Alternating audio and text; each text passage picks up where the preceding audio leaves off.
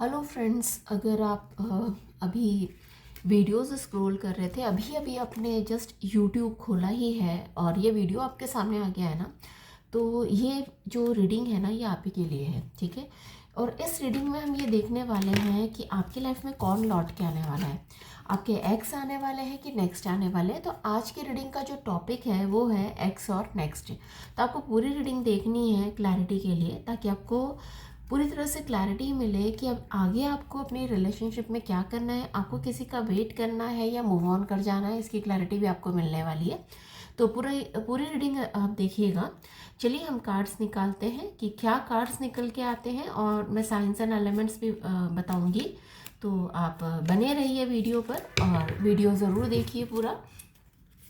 तो जो कार्ड्स निकल के आए हैं, वो पहला कार्ड जो आया है वो है वॉन्ड्स का card, 7 of wands, 6 of wands,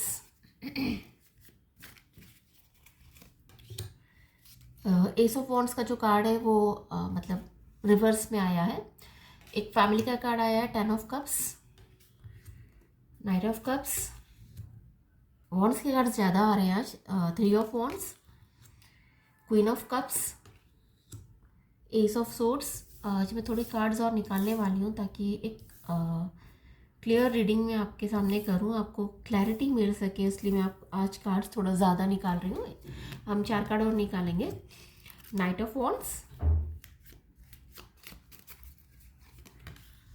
again wands, oh my God, आज तो वॉन्ड्स ही वॉन्ड्स नज़र आ रहा है खाली। Then 9 of wands, then death का कार्ड निकल के आया है, और ये लवर्स का ही कार्ड है, एक तरह से प्रपोजल और लवर्स का कार्ड है। ठीक है, तो चलिए हम रीडिंग देखते हैं, लेकिन उससे पहले आप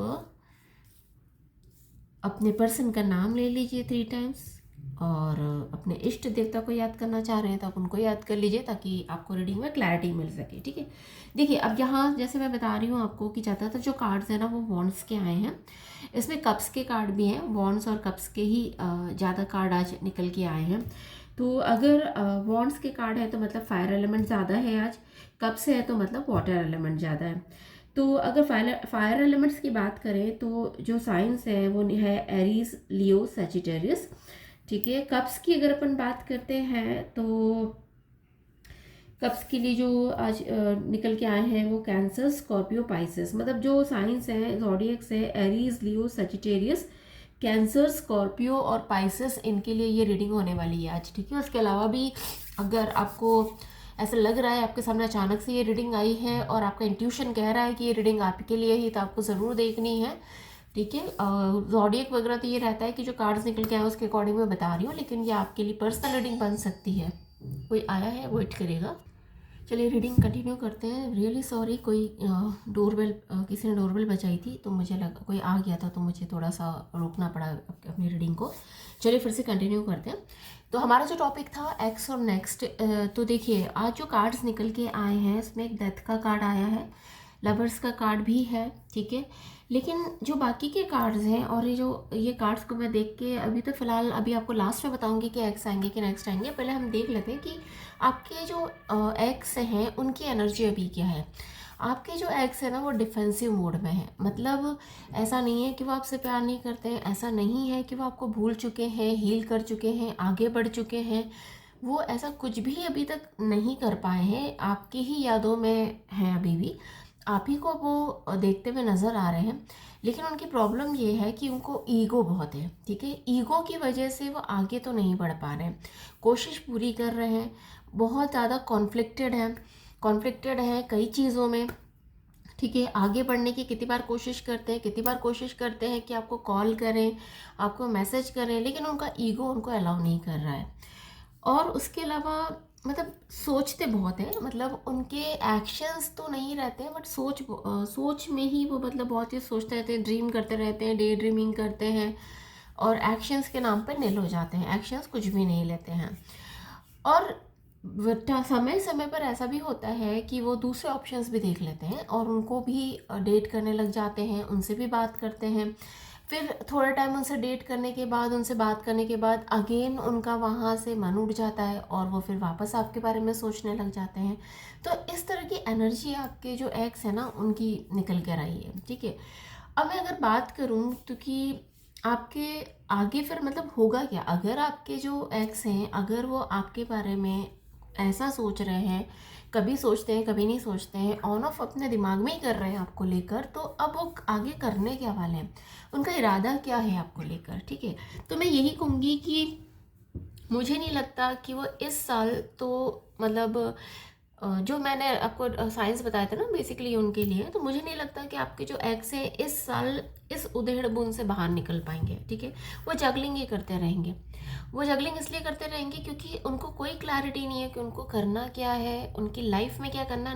not it's not about you, सिर्फ आपके बारे में नहीं बात कर रही हूँ, उनको अपने लाइफ में भी क्लैरिटी नहीं है कि कभी कौन सा करियर वो ऑप्ट करें, उनको क्या करना है लाइफ में, वो खुद क्या कर रहे हैं, किस रास्ते पे चल रहा है, उन्हें खुद ही समझ में नहीं आ रहा है, ठीक है। दूसरा क्या है, उनकी प्रॉब्लम क्या है कि वो अपना दिमाग ही यूज़ नहीं करते। हर वक्त वो लोगों से एडवाइस लेते रहते हैं, 10 लोगों की सुनते हैं, फिर वापस अपने उन सब चीज़ों को प्रोसेस करते हैं अपने दिमाग में, और फाइनली प्रोसेस करने के बाद भी जो डिसीजन पे वो आते हैं, वो ये डिसीजन के लिए आते हैं कि नहीं यार, मुझे वापस उस रिश्ते में तो नहीं जाना है, ठीक है। मतलब वो खुद तो कंफ्यूज है, आपको भी कंफ्यूज करके उन्होंने रखा हुआ है।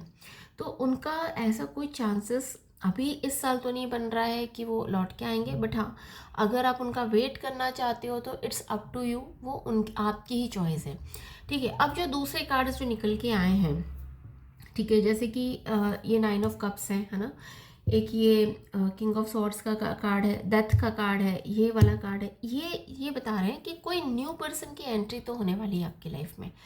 कोई न्यू पर्सन जो आप जिससे आपके वाइब्स मैच करेगी, ठीक है।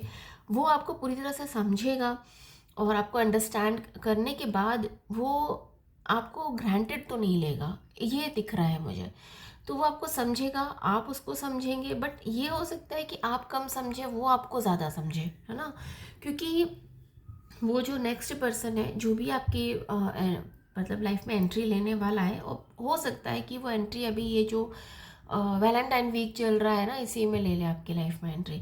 तो वो आपको पूरी कोशिश करेगा इम्प्रेस करने की, और मतलब आपको ये दिखाएगा, जताएगा कि आप उसके लिए कितने स्पेशल हो।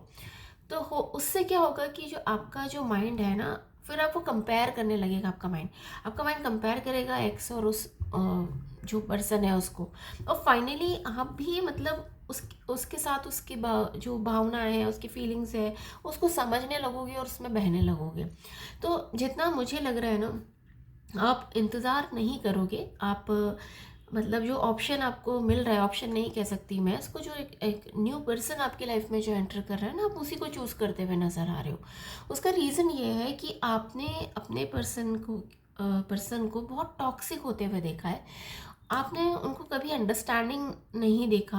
आपको पता है कि आपने कितने कॉम्प्रोमाइज़ेस किए हैं इस रिश्ते के अंदर, और उसके बाद भी जो उसका फाइनल रिजल्ट था, जो आउटकम था ना, वो नेगेटिव ही निकल गया है।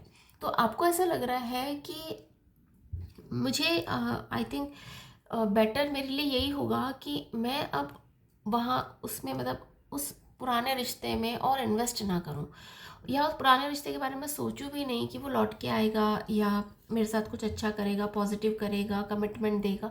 उसका रीज़न, एक और रीज़न ये है कि आपने हमेशा देखा है वो आते हैं, आपको वापस से मतलब प्यार जताते हैं, डेट करते हैं आपको, लेकिन फाइनली जब बात शादी की आती है वो वापस से भाग जाते हैं।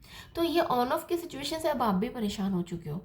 आपको ऐसा लगता है कि भाई मेरी भी जो लाइफ है उसका भी कोई एक मोटो है, मुझे भी लाइफ में कुछ करना है, मुझे भी सेटल होना है। तो ये कई चीज़ें जो है ना, प्रैक्टिकल होते हुए नज़र आ रहे हो, कई चीज़ों को सोचते हुए। अब आप इमोशनली नहीं सोच रहे हो, आप प्रैक्टिकल होते हुए सोच रहे हो। और उसके अलावा प्रैक्टिकल होने के साथ साथ आप जो नेक्स्ट पर्सन आ रहा है ना, उससे अटैच होते हुए भी नज़र आ रहे हो, उसके लिए फीलिंग्स डेवलप करते हुए भी नज़र आ रहे हो।